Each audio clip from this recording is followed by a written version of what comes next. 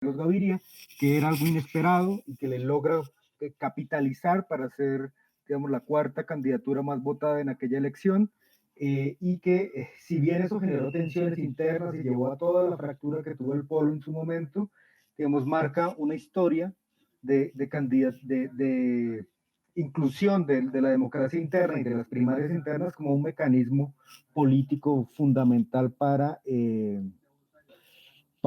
Gustavo Petro. Entonces yo creo que hay que mirar esos antecedentes para entender por qué ocurre esto. Y por último hay que entender también que el pacto histórico está en esa tensión entre si es una coalición o empieza a consolidarse como un partido, y la experiencia del Polo Democrático enseñó que es a través de mecanismos democráticos como se definen las fuerzas internas, ¿no? Entonces es una tradición de las izquierdas en Colombia y que el pacto recoge. Creo que esos son los elementos básicos. Sí, yo añadiría, bueno, había, hubo toda una época en que las consultas no fueron tan usadas, las consultas partidarias, ¿no? Y tuvieron tendencia a ser reemplazadas por consultas interpartidistas, lo vimos en las dos últimas elecciones presidenciales, o por mecanismos no democráticos, como las encuestas, finalmente, con el pretexto de que son más baratas y más fáciles de usar. Y a mí me parece que eso es un retroceso.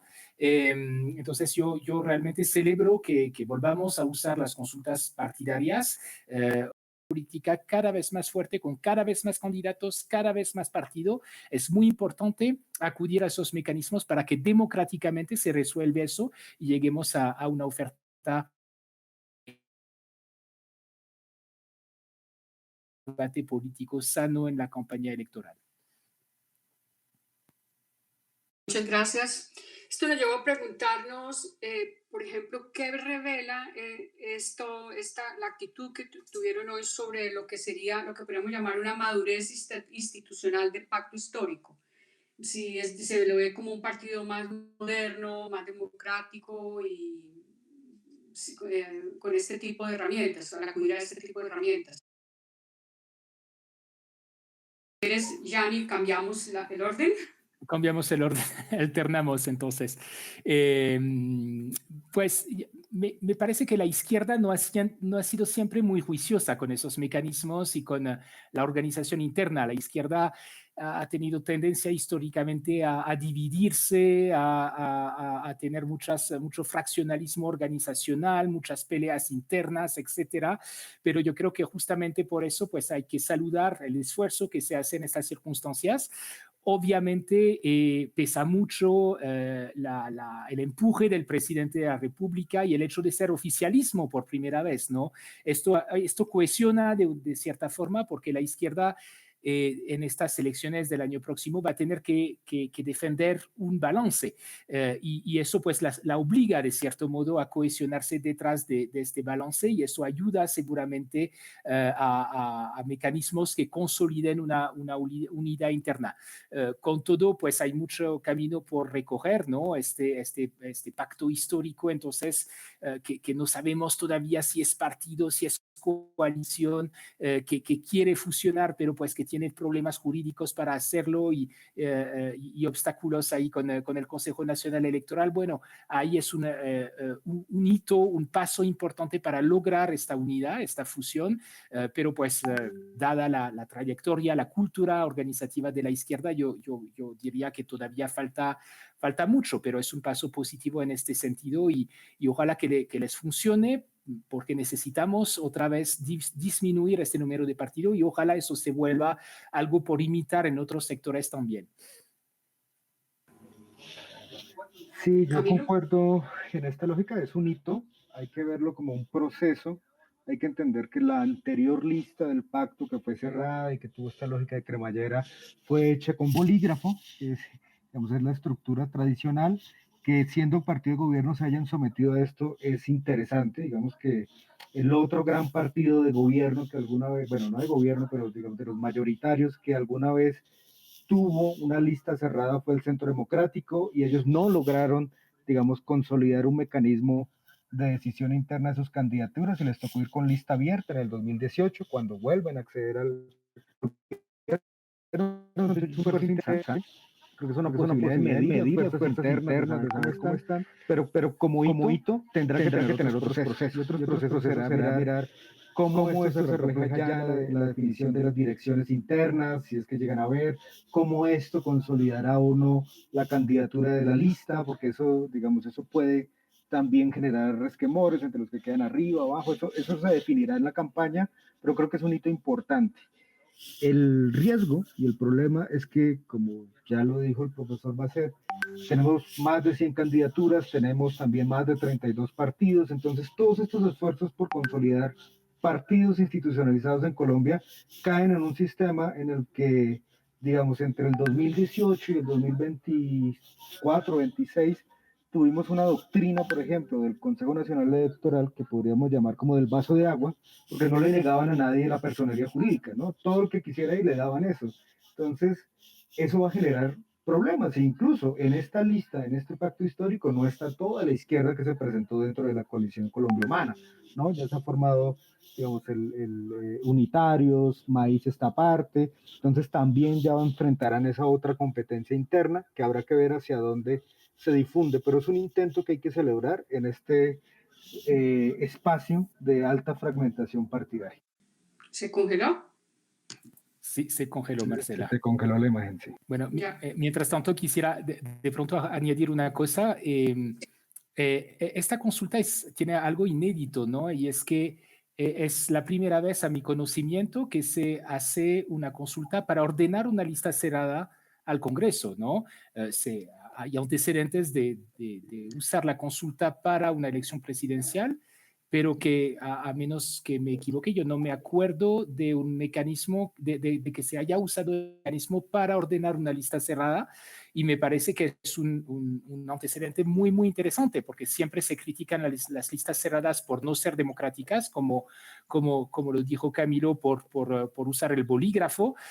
Aquí pues hay una tentativa de organizar las listas de un partido a través de la consulta, y eso pues es algo que vale la pena mirar con mucho cuidado, y pues veremos cómo elección de marzo. Claro, gracias. En síntesis, esto no podría interpretarse como un primer intento en realidad serio de convertir el pacto en un partido político. Hay avances, pero no necesariamente nos puede llevar a concluir eso. Camilo. Sí, yo creo que hay que verlo con el tiempo. Esto se irá definiendo si digamos, si este esfuerzo inicial va a tener, digamos, una trayectoria más amplia. Creo que igual hay que entender que aquí están confluyendo fuerzas de izquierda.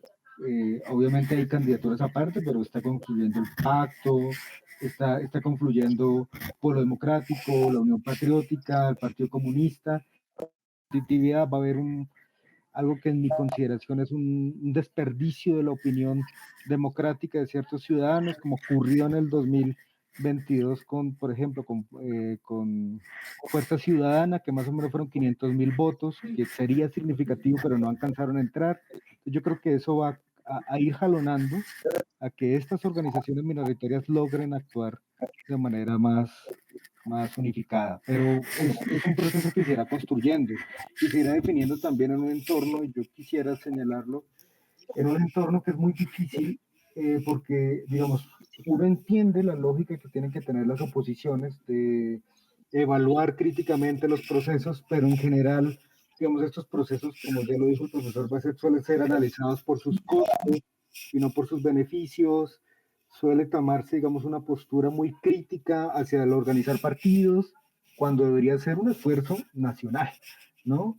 Y creo que más bien la reflexión que debería haber, y me adelanto acá a otros temas, es cómo tenemos un sistema electoral que sea eficiente y que sea capaz de responder a los cambios, porque es que la norma sobre consultas internas es de 1994, de 2003, de otro sistema de partidos donde eran 2 partidos.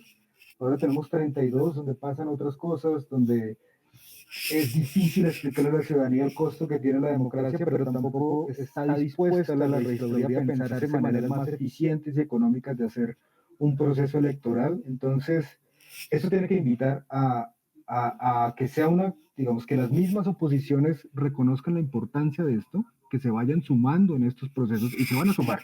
Tendrán sus propias consultas, sus propios mecanismos internos, la encuesta que yo no la considero democrática, pero está abierta a discusión de si es o no es, son mecanismos democráticos, entonces hay que ver cómo se van sumando estos esfuerzos y sobre todo que se celebre el que se esté consolidando ese bloque. Por ahora, eso. Habrá que ver qué pasa con el pacto histórico, pero pues eso ya es futurología. Ahorita tienen sus 2.300.000 votos, y es lo que sabemos. Profesor Basset. No, nada que añadir y estoy absolutamente de acuerdo con lo que acaba de decir Camilo. Bueno, esto nos lleva a pensar sobre los resultados, por ejemplo. La consulta dejó ganadores, perdedores, pero también muchísimas preguntas sobre la organización y el futuro interno del pacto. Uno podría preguntarse, ¿qué nos dice esta consulta sobre el estado real del pacto histórico? Por ejemplo, ¿qué liderazgos salieron fortalecidos? ¿Qué figuras perdieron peso político? Aquí valdría la pena hacer un análisis antes de mirar los resultados en general sobre estas fuerzas de poder que se evidenciaron con la consulta. No sé si quiere comenzar para alternar, profesor Basset y Lu.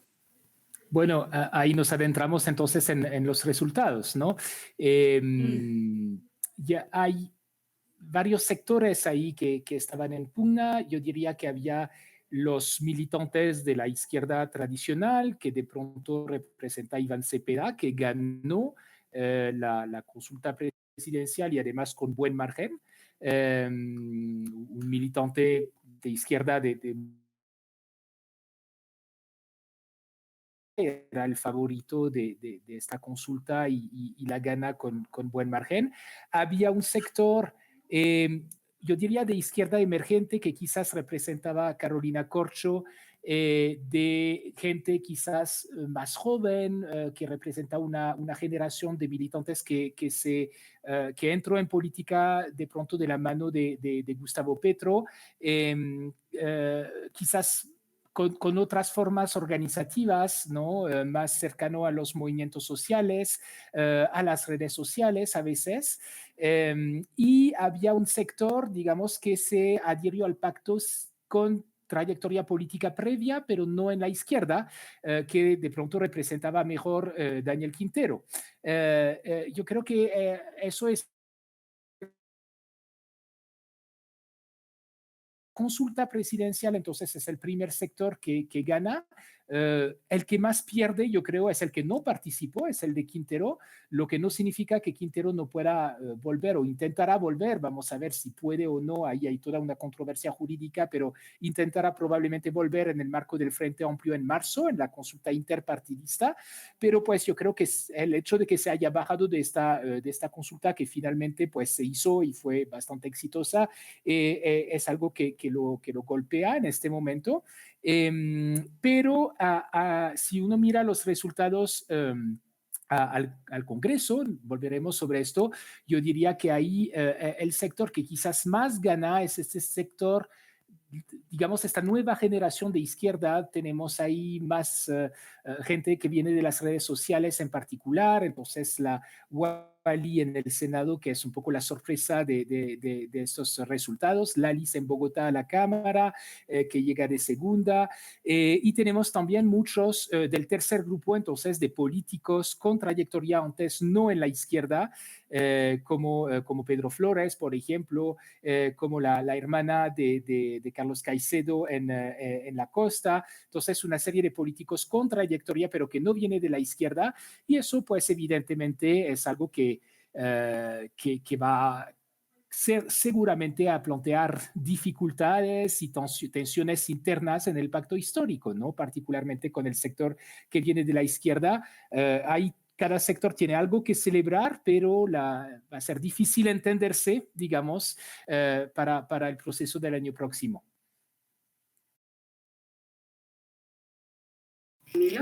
Sí, yo creo que, digamos, las tensiones ya quedaron ahí marcadas, que era como entre la izquierda que al menos en la candidatura presidencial le ha ido muy bien. En el Congreso está más dividida y la votación. En la izquierda tradicional, pues, el petrismo, ese cúmulo de fuerzas que es más diverso, que no es tan claramente rastreable como de izquierda, que es el que está representado por Carolina Corcho, que son los seguidores personales de Petro. Y en las listas, esa división que podría estar, digamos, en cuatro grupos, como ya lo señalaron, que era esto: izquierda, petrismo, como liderazgos muy visuales en medios, en redes, en todo este espacio, y partidos tradicionales o liderazgos tradicionales que se van sumando, y es normal. O sea, cualquier fuerza que se ve con posibilidades de ganar se convierte en atractivo para liderazgos, digamos, tradicionales de los partidos. Ahora las listas habrá que ver departamento a departamento qué va ocurriendo, pero al menos, digamos, en la de Senado se ve que a pesar de que los datos iniciales mostraban, digamos, una fuerte votación de estos liderazgos benignos, a reacomodarse la cosa y a estar más presente la votación tradicional, parece que está encabezando la votación una candidatura tradicional, después estos liderazgos de redes sociales y después liderazgos que vienen de los partidos no tradicionales, pero sí, digamos, de las agrupaciones territoriales tradicionales que están ahí. Y esto, digamos, pues en parte muestra esa transformación de la izquierda en un partido con vocación de poder. Y eso uno puede tener un análisis moral o no de esta situación, pero pues atrae liderazgos que son de visibilidad pública y liderazgos que tienen experiencia en la recolección de votos. Entonces que a veces jugamos a ser moralistas con estas discusiones y yo entiendo porque hay razones para hacerlo, pero también hay que entender que los partidos tienen todas esas diversidades y más un partido que empieza a ser un partido de gobierno, que al menos está compitiendo como partido de gobierno. Entonces yo creo que ahí habrá que ver cómo se define la lista, pero eso es lo que está en juego. Ahora, hay una cosa importante de la lista del pacto y que habrá que ver qué sucede con esto. Y es, uno, es cerrada y eso cambia todas las dinámicas y eso, digamos, ahorita funciona muy bien una elección de estas, pero habrá que ver qué pasa después si esas tensiones se logran unificar. Yo esperaría que sí, porque hay una buena votación, pero puede que no. Y hay otra cosa importante y es que es una lista con cremallera. Y es que es una innovación y que es lo que permitió que este Congreso fuera por primera vez un Congreso con una alta participación de mujeres, va a tener esas, digamos, va a mantener y va a poner ese ritmo que creo que va a ser importante ver si eso se copia por otros partidos y empieza a convertirse en una fórmula que sea competitiva o no. Entonces hay un montón de elementos ahí para mirar. Sí, tiene razón Muchísimas Camilo. Al gracias. momento en que hablamos, Wilson Arias acaba de pasar adelante de Wally en el conteo, efectivamente, el delante.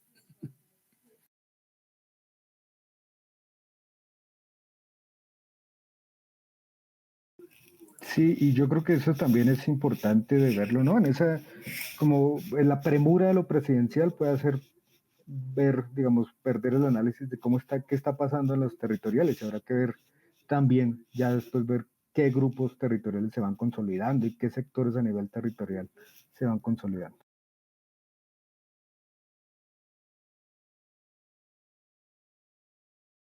Bueno, volvimos a perder Marcela, parece. No, no sé si hablamos de la participación. Eso veo, sí que sí. Sí, yo creo que ese es un punto fundamental. Yo creo que es un punto en el que que algo que a mí me sorprendió es esta necesidad de futurología de los datos, ¿no? De tratar de incluso de salir algunas métricas diciendo esto es una buena, esto es una mala, cuando, digamos, habría que ser más ponderado en esas comparaciones, pero no sé cómo lo ve usted, profesor. Sí, no, estoy absolutamente de acuerdo y de hecho, pues, si algo nos ha mostrado los antecedentes de la consulta liberal de 2017, bueno, no tanto la de 2017, pero las de 2010, es que pues las consultas pueden ser muy malos termómetros para la elección ordinaria que sigue. En 2009, entonces, tanto el Partido Liberal como el Polo Democrático habían hecho unas consultas y el Partido Liberal había sacado unos 1.300.000 votos. El Polo había sacado un poco menos de 500.000, si me acuerdo bien, y en realidad pues en la elección eran consultas para la presidencial, para designar el candidato presidencial en ese entonces, y el resultado fue que en realidad Gustavo Petro, que ganó la consulta del Polo, terminó antes de Rafael Pardo, que había ganado la consulta liberal. E incluso en el caso de Rafael Pardo terminó con menos votos que los votos que registró toda la consulta liberal en su momento. Entonces eso muestra que hay que ser muy, muy prudentes en esto. Evidentemente es tentador, ¿no?, ver en el resultado de la consulta algún augurio de lo que va a pasar después, y yo creo que hubo muchas tensiones en esta jornada de hoy alrededor de esto, ¿no? Hubo muchos rumores de que esta consulta no iba a tener mucha participación y finalmente pues es una participación bastante buena, ¿no? Viendo los antecedentes de consulta que no se realiza simultáneamente con una consulta con las elecciones legislativas, como fue el caso de las consultas interpartidistas. Ahí no se puede comparar, obviamente, cuando se hace la consulta simultáneamente con una elección va a votar y de paso vota por la consulta, entonces eso arrastra mucha participación. Acá la gente que fue a votar hoy fue a votar solamente por esa consulta, y pues en este sentido, en una elección que no tiene mayores incentivos, pues es una participación bastante buena, pero entonces, como lo decíamos, eso no augura necesariamente un éxito en marzo y mucho menos en mayo, ¿no? Hay que ser muy prudentes en esto. Habría que ver esta lista tal como está ordenada finalmente, si va a convencer a los electores más allá de la izquierda o no, y eso es todo un interrogante. Sí, totalmente. Y sobre todo porque yo creo que es esa falta de institucionalización de las consultas y de construir una red de consultas hace que sea muy difícil de mirar qué es lo que ocurre, ¿no? Y de tener ese análisis sobre cómo generar una pedagogía sobre el proceso electoral, una pedagogía sobre las votaciones. Hay un número alto de votos nulos, de votos no marcados, que creo que es una muestra de esa problemática en, la, en, en el entendimiento de cómo es el proceso, la falta de información, porque esto depende de los partidos, pero también depende de la registraduría, que es la que va definiendo, digamos, hacia dónde pone las mesas, dónde hace todo este proceso que, si bien uno entiende que lo hacen por temas de costos, que tienen que reducir los costos, que tienen que ser neutrales en la información, que tienen que manejar un discurso, digamos, muy claro en lo que están organizando, hay que entender que también el pacto histórico pone unos límites que antes no tenían los partidos.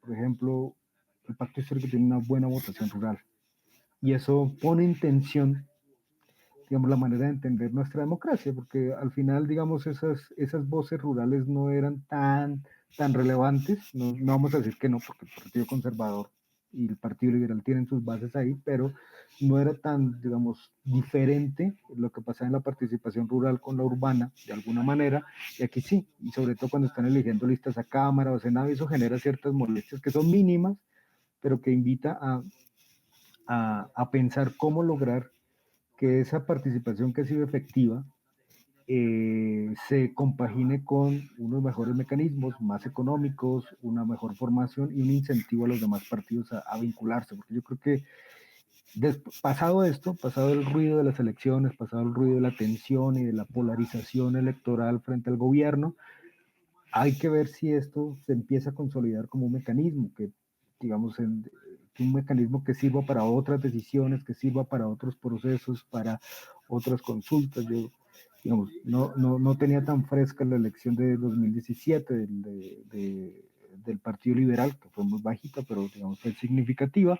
Pero, por ejemplo, en el 2010 y en el 2006 fue el Partido Conservador que lideró este tipo de elecciones y la tuvo para Cámara, para algunos puntos, pero también para consultas que en este momento igual serían importantes, que era si iban en coalición, si apoyaban a Petro, perdón, a Uribe, y si tenían, digamos, o sus candidatos propios. Y ese tipo de consultas hace que de alguna manera se trate de vivificar los partidos. Y creo que esta alta participación debería invitar a los otros partidos también a tener esa movilización y a mirar qué tanto funcionan o no los votos, qué tanto esto activa o no las campañas.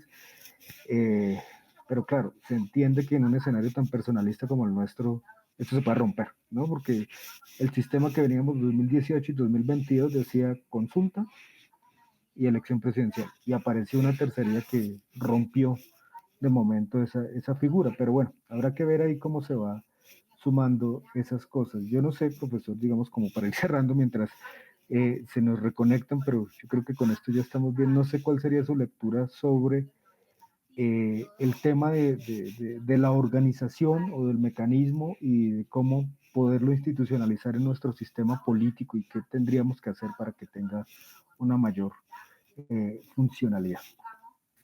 Sí, es todo un desafío. Primero, yo creo que es muy, muy importante hacer mucha pedagogía para realmente ambientar la idea de que la participación en la consulta de verdad no es necesariamente el termómetro de lo que va a pasar en la elección ordinaria después y que se vale una consulta con una participación pequeña. Digamos que hay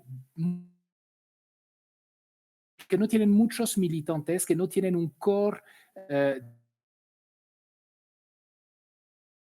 exitoso después, o lo contrario, ¿no? Puede que el partido tenga una fuerte participación en la consulta, pero esta participación finalmente atrae a mucha gente muy, muy radical del partido y que solo se interesa en el partido y que elige candidatos que finalmente no van a resultar atractivos para el conjunto del electorado que espera otro tipo de propuestas de pronto, ¿no? Puede ser una trampa en este sentido, incluso la consulta. Entonces hay que tener cuidado. Sería realmente lamentable que haga carrera la idea de que se necesita de participación para que la consulta sea exitosa, porque esto desanima a los partidos, desincentiva no fue muy buena y entonces pues ahí los medios de comunicación empezaron a criticar la consulta y eso le pegó mucho a la campaña de la Calle que finalmente nunca pudo emerger después. A pesar de dibujó un poco frente a Fajardo en particular, que le quitó mucho del electorado que hubiera podido tener en este momento, a Petro también, pero pues digamos que a pesar de la débil participación en la consulta liberal, hubiera podido ser un candidato viable. Además, no se identificaba necesariamente con el partido en este momento, entonces podía apelar a un electorado más amplio. En este sentido, entonces, otra vez hay que ser muy prudente con esta idea de relacionar la participación en la consulta con la participación general y en este sentido también, entonces, lo que usted decía, Camilo, me parece que sí, la registraduría está en mora de diseñar un mecanismo para este tipo de escrutinio, para una consulta que sea un mecanismo liviano, que no sea tan complicada y tan complicado y tan caro, obviamente, que una elección ordinaria, porque no interesa a todo el mundo y pues está bien, interesa solamente a los cercanos a este partido o a los partidos que generan la consulta, incluso explorando quizás modalidades de voto electrónico para esos casos. Yo soy muy reticente al voto electrónico para elecciones nacionales, no genera mucha confianza, hay mucha finalmente pues esto genera más confianza. En un escrutinio como la consulta, de pronto podríamos sí ser un poco más flexibles y explorar mecanismos que permitan realizar de manera más liviana, expeditivas, barata también, pero pues sí insistir en esos mecanismos que son importantes para la democracia.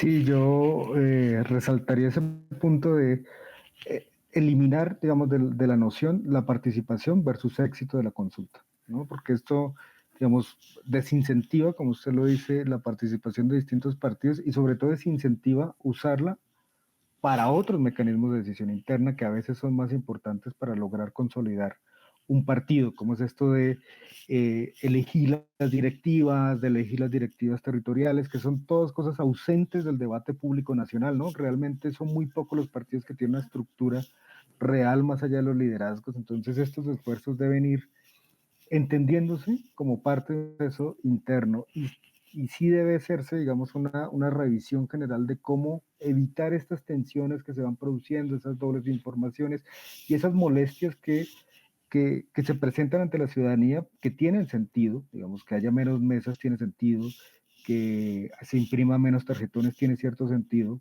pero hay que ver cómo se puede eso ir transformando. Por ejemplo, evitar la boleta electoral nacional para estos procesos. Puede ser un mecanismo, ¿no? No tener una boleta tan costosa, sino tener un mecanismo más económico, evitar el conteo de la misma manera. Por ejemplo, evitar un despliegue que haga que se cierren las mesas a las 4 de la tarde.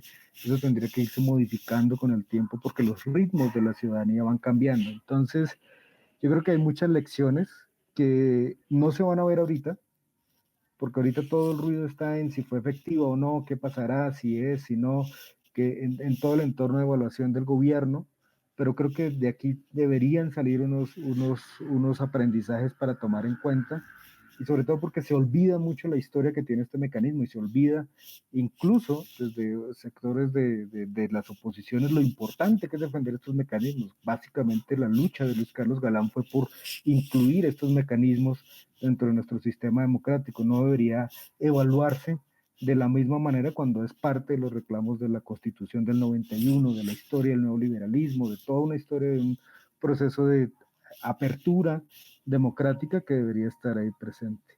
No sé, profesor, si alguna conclusión y ya ahí cerramos. Bueno, para concluir, quizás volver un poco a Iván Cepeda, ¿no? Que es el gran ganador de la consulta presidencial y de lo que lo espera. Yo creo que esta consulta lo pone, lo ubica en un muy buen puesto para empezar realmente la campaña.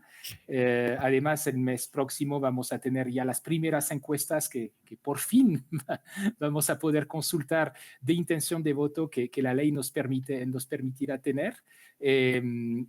Pues siendo él el candidato único, quizás no único, pero fuerte de la izquierda ahí después de esta consulta, eso lo va a poner en una posición de cierta ventaja frente a la oposición que sigue muy dividida y que sigue todavía sin organizarse, sin tener mucha claridad sobre si van a organizar encuestas o qué tipo de procedimiento antes de llegar a marzo.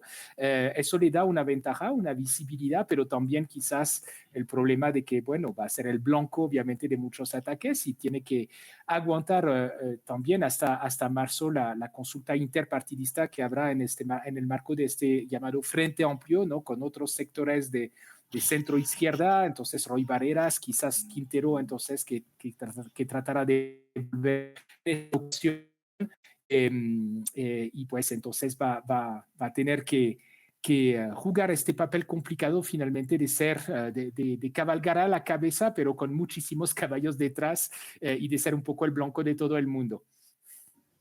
Sí, sin duda. Yo creo que una de las innovaciones que inicialmente tenía la consulta del pacto, que era interesante, que era un modelo parecido al de otros sistemas, era el que la segunda candidatura más votada iba a ser la cabeza de lista, que eso me pareció una manera unificadora. Y quizás en el entorno de Iván Cepeda, Carolina Corcho no era tan importante, pero en un entorno con Daniel Quintero sí. Y habrá que ver qué tanto se unifican estas fuerzas detrás de Iván Cepeda, que yo creo que tiene toda la legitimidad en esto, pero habrá que ver qué pasa con estas otras candidaturas a Senado que vienen de sectores tradicionales, si van a estar jugando ahí, si no. Más que nada porque después vendrán esas posibles sanciones por doble militancia y todo lo que suele ocurrir en esos procesos, pero yo creo que sí, que este es, digamos que lo pone como la figura que en este momento tiene votos para mostrar y que tiene un respaldo que no se le daba, que no se creía, que digamos que desde el sector de la oposición no se creía que iban a estar, y creo que eso va a ayudar a posicionar, digamos, esta candidatura, lo va a poner como uno de los más fuertes, habrá que ver qué pasa ahorita que se rompe el bloqueo a las encuestas, que inicia, digamos, el periodo de encuestas, a ver si esto modifica o no los resultados, y también lo pone en una situación de riesgo porque se convierte en la cabeza de las miras de todas las oposiciones. Pero sin duda es un momento importante y ojalá hubieran habido más partidos para tener ya una pequeña radiografía de ese sistema que casi que se está constituyendo como una elección a 4 tiempos, ¿no? En el que tenemos consulta interpartidaria, primera y segunda vuelta, entonces habrá que ver. Pues, muchas gracias, profesor Basset. Bueno, muchas gracias, Marcela. Muchas gracias, Camilo. Hasta luego. Hasta luego a todo el equipo.